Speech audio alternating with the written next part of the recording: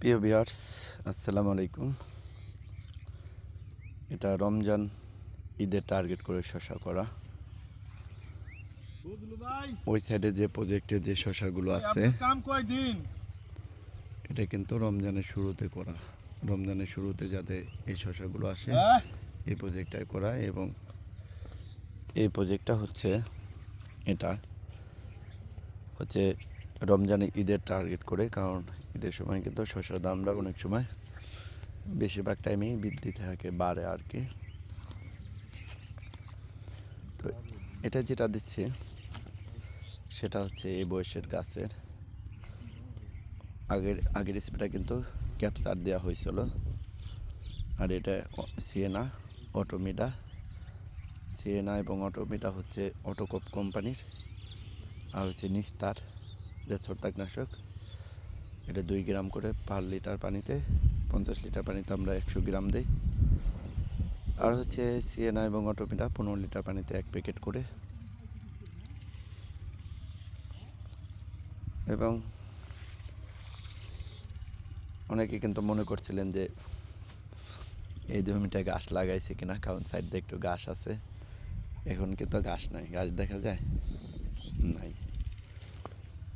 এবং এই শীতের সময় নিচের যে 2টা পাতা থাকে এগুলো তো পুরান বেডে করা। যারা নতুন বেডে করছেন তাদের একটু সমস্যা কম হয়, যারা পুরান বেডে চাষাবাদ করেন তাদের একটু প্রবলেম হতে পারে, পরবর্তীতে ট্রিটমেন্ট দেওয়া লাগতে পারে। এই নিচের 2টা পাতা কিন্তু রোগ আক্রান্ত, তারপরে কিন্তু সবল। এই জাতটা হচ্ছে বিউটি সুপার শসা।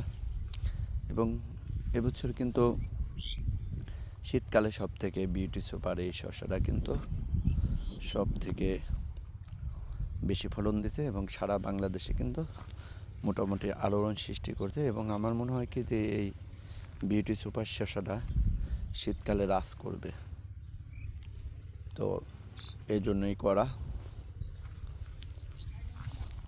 এবং নিচের দিকেই কিন্তু এটার অনেক শসা কিন্তু সেট হয়।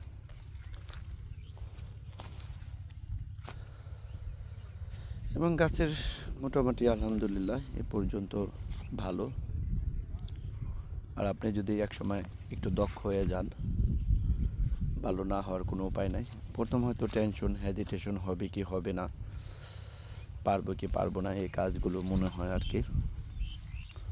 তো আপনি যদি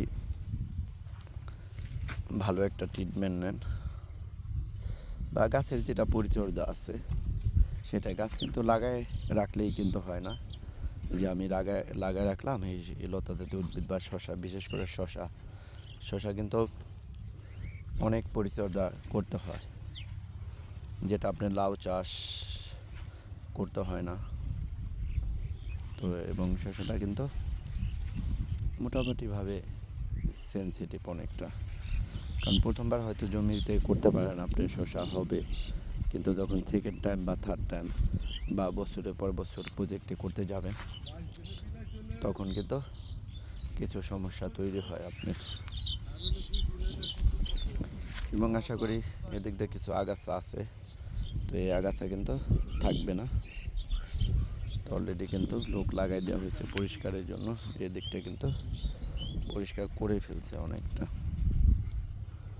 এটা কিন্তু এ প্যাটার্নের একটা মাচা, এবং এই মাচাটা কিন্তু উঁচু করা হয়েছিল, এবং এটা কিন্তু লাউ দিছিলাম আমরা এই এ প্যাটার্নের মাচায়। উপর দিয়ে কিন্তু কোনো নেটও দেওয়া হয় না, এই প্যাটার্নের কিন্তু লাউ বিক্রি করা হয়েছে।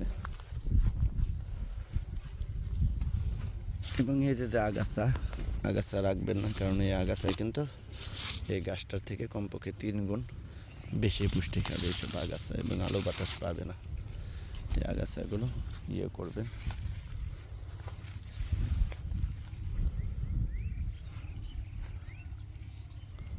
তো আর নতুন নতুন ভিডিও পেতে সাবস্ক্রাইব করবেন। আর হচ্ছে ডিসক্রিপশন বক্সে কিন্তু আমার নাম্বার দেওয়া আছে, যারা মনে করেন যে না আমার একটু জানার বোঝা আছে তারা ফোন করবেন। তো ফোন করলে কিন্তু আমি আশা করি যে সবাইকে সলিউশন দিয়ে দেয়, সমাধান দেওয়া হয় আমার স্বার্থে আর কি। তো কৃষি হচ্ছে অনেক বড় একটা সেক্টর, তো এখানে কিন্তু প্রতিনিয়ত সমস্যার সম্মুখীন হতে হয়। তো কৃষি এই বিশাল সেক্টর থেকে আজকে 8 থেকে 9 বছর ধরে কিন্তু নতুন নতুন বাড়তি তথ্য পাচ্ছি এবং পেতেই থাকবো। এবং এখান থেকে কিন্তু আপনি কিন্তু পুরোপুরি জ্ঞান লাভ করা সম্ভব না এই কৃষি সেক্টরে, কারণ এটা কিন্তু সায়েন্টিস্ট দ্বারা আসছে। কৃষি সায়েন্টিস্ট প্রতিনিয়ত নতুন নতুন উদ্ভাবন হচ্ছে, বা কৃষকরাও কিন্তু গবেষণা করে। আমাদের দেশে কিন্তু আসলে গবেষণা লব্ধ কৃষক কিন্তু কম।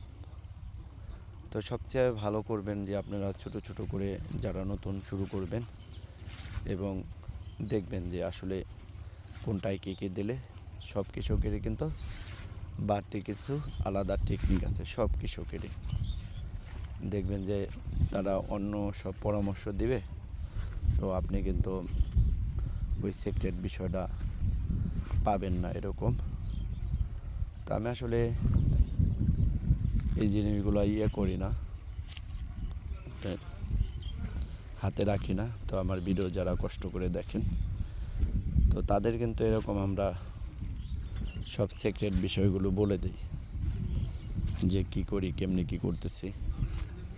অনেকে কিন্তু এই বিষয়টা শেখাতে চায় না। তো ধন্যবাদ, সবাই ভালো থাকবেন। নিয়মিত দেখাবো যে আমার এই প্রজেক্টে শসা গাছগুলো কীভাবে কী যত্ন নেই, কী করি। এবং পানিটা কিন্তু আপনি গাছের গ্রোথ রাখতে চাইলে কিন্তু আপনি পানিটা কিন্তু প্রতি সপ্তাহে দিয়ে দিবেন, এরকম লেট করবেন না। কারণ শসা গাছ কিন্তু, শসা টমেটো এগুলো কিন্তু পানিটা অনেক পছন্দ করে।